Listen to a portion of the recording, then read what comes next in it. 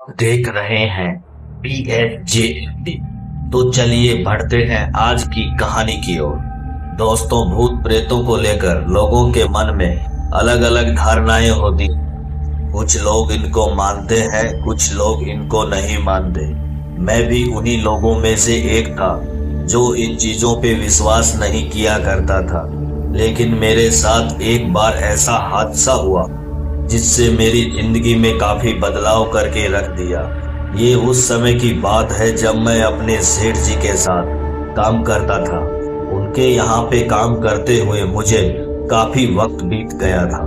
उनका व्यवहार मुझे बड़ा ही अच्छा लगता था, इसलिए ज्यादा पैसे मिलने के बावजूद भी मैं दूसरी जगह पर काम करने नहीं जाता था। शाम को समय पर छुट्टी मिल जाना और काम करते हुए मुझे कभी भी उनसे डांट सुनने को नहीं मिलती थी। यही वजह थी कि मैं उन्हीं के यहाँ पे काम करना चाहता था। दोस्तों, एक रात की बात है जब मैं उनके घर पे रुका हुआ था। तो उस समय रात के लगभग 12 बज रहे थे और तभी उन्होंने मुझे उठाया और कहा कि उनके गोदाम में माल लेकर गाड़ी आ रही है और मुझे माल गोदाम में खाली करवाने जाना होगा। मुझे उनके यहाँ पे काम करते हुए काफी समय बीत गया था, लेकिन आज से पहले मैं कभी भी इतनी रात को गाड़ी लेकर नहीं निकला था। आज पहली बार था जब मैं इस अंधेरी रात में गाड़ी को ड्राइव करते हुए माल गोदाम में जाने वाला था। गोदाम की दूरी भी यहाँ से करीबन 10 किलोमीटर दूर थी। फिर क्या था, मैंने गाड़ी स्टार्ट की और तुरंत ही निकल गया। बाहर की ओर चारों तरफ गहरा सन्नाटा पसरा हुआ था। गोदाम का रास्ता तो मैं अच्छी तरह जानता था, मगर जैसा कि मैंने आपको पहले भी बताया था कि मैं उस रात में अपनी गाड़ी लेकर कभी भी नहीं गया था। ऐसे में उस गोदाम पर भी रात का मेरा पहला ही सफर था।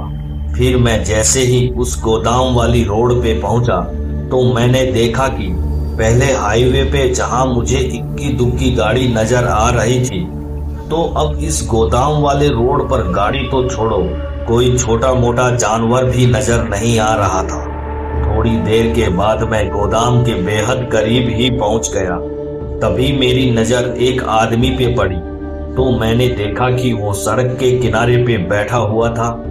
दिखने में ऐसा लग रहा था शायद उसको मदद की जरूरत है। फिर मैं जैसे ही उसके पास पहुंचा तो मैंने देखा कि उसके हाथ और पैरों के ऊपर खरोंचें लगी हुई थी और काफी सारा खून भी बह रहा था। अब ये सब देखते ही मैंने तुरंत ही गाड़ी का ब्रेक लगा दिया, क्योंकि माल लेकर आने वाली गाड़ी रात करीब 3 बजे के आसपास गोदाम में पहुंचने वाली थी और अभी समय भी बचा हुआ था।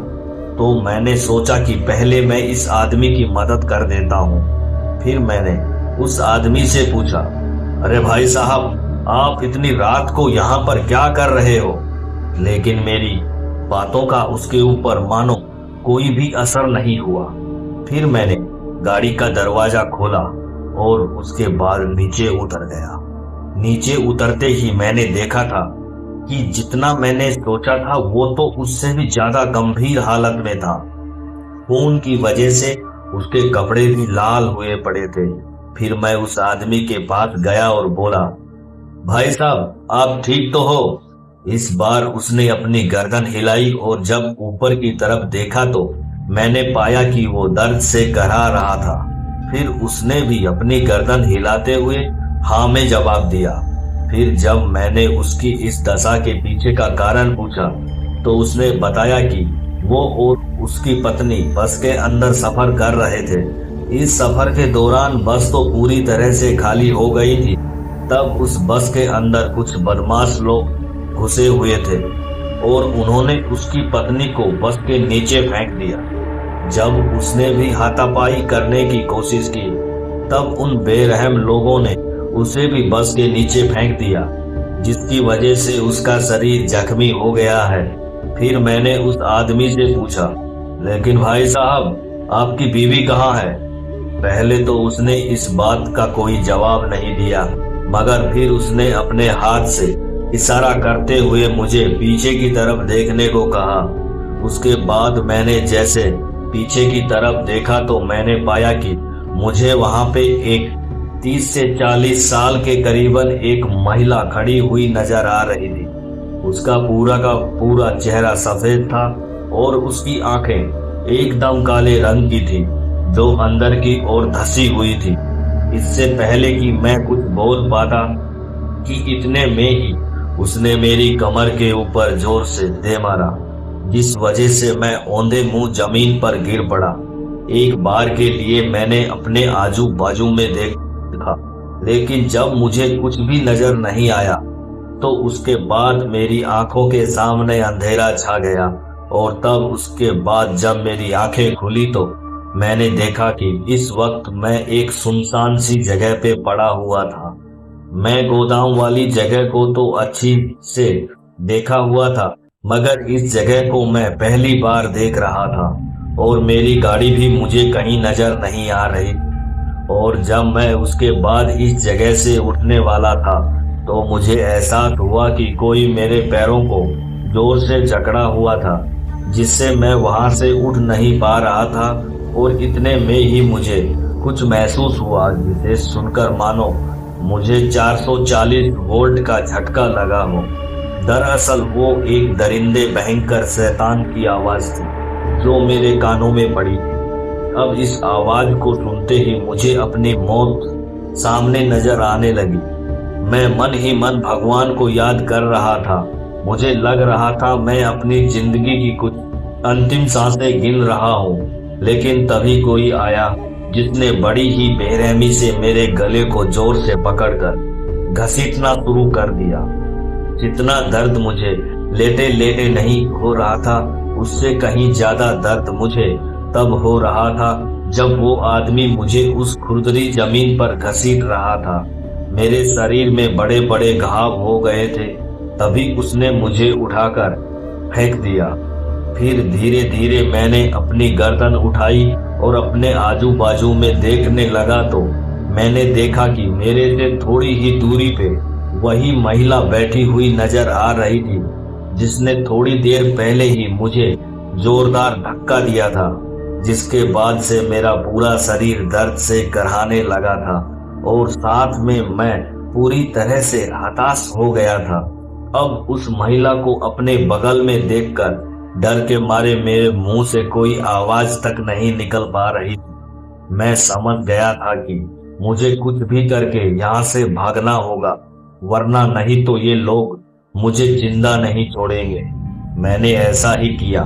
बड़ी मुश्किल से मैं अपनी जगह से उठा और उसके बाद वहां से भागने की कोशिश करने लगा, लेकिन मेरा शरीर इतना ज्यादा दर्द कर रहा था कि थोड़ी दूर आगे जाकर मैं फिर से गिर पड़ा। तभी मुझे किसी की जोर से हंसने की आवाज सुनाई दी, जिसको सुनकर मैं समझ गया कि ये किसकी आवाज थी। फिर से मेरे साथ वही खिलवाड़ हुआ कि जो कुछ देर पहले हुआ था। उसने मुझे फिर से पकड़ा और मुझे घसीटकर वहीं पे ले आया। मैं बार बार भगवान को याद करता, मगर इस चीज से कोई फायदा नहीं हो रहा था। मैंने उसके सामने हाथ जोड़ते हुए कहा, अरे भाई साहब छोड़ दो मुझे, मैंने आपका क्या बिगाड़ा है। फिर उसने बोला, हमने किसी का क्या बिगाड़ा था, लेकिन हमें क्या मिला बदले में? मौत, एक ऐसी मौत जिससे आदमी कांप जाए। फिर मैंने उससे बहुत रिक्वेस्ट की, मुझे जाने दो, पर वो कहते हैं ना 50 तो 50 ही होते हैं। और अब वो मारने वाले ही थे। तभी वहां पे एक लाल से कपड़े पहने हुए एक साधु बाबा आए और मुझसे बोले, जल्दी से जल्दी उठो और बिना पीछे देखे मेरे साथ आओ। मैं उस बाबा के साथ चलने लगा। थोड़ी ही देर में मैं गोदाम के पास पहुंच गया। फिर मैंने मेरे सेठ जी को फोन करके सारी बात बता दी। फिर वो बाबा भी वहां से गायब हो गए और थोड़ी देर बाद ही सेठ जी आ गए और मुझे गाड़ी में बैठाकर घर ले आए। मैं काफी डरा हुआ था। फिर कई दिनों के बाद मैं सामान्य हुआ। तो दोस्तों, इसी के साथ यही कहानी यहाँ पे समाप्त होती है। अगर कहानी आपको पसंद आई हो तो ज़्यादा से ज़्यादा शेयर करें, सब्सक्राइब करें, लाइक करें। धन्यवाद।